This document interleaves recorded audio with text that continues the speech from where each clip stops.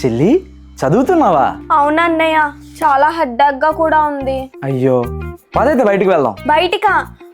వద్దులేరా, ఇంకా చదవడానికి చాలా చాప్టర్స్ ఉన్నాయి. వచ్చాక కూడా అక్కడే ఉంటాయిలే గాని పద. ఏంట్రా ఇంత ప్రేమ చూపిస్తున్నావు? నాకేదో డౌట్ కొడుతుంది.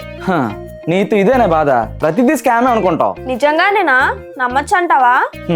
సరేలే, ఇంకా నువ్వు వస్తే నీకు పానీపూరి తినిపిద్దాం అనుకున్నాను. వద్దులే, నువ్వు చదువుకోలే. పానీపూరియా? సరే సరే, పద పద వెళ్దాం. పద.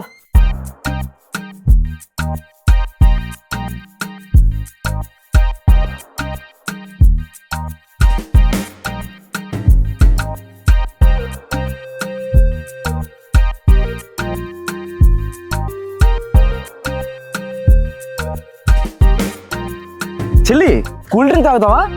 వద్దులేరా, కడుపు నిండిపోయింది. ఏ పర్లేదా, తాగదు కానీ.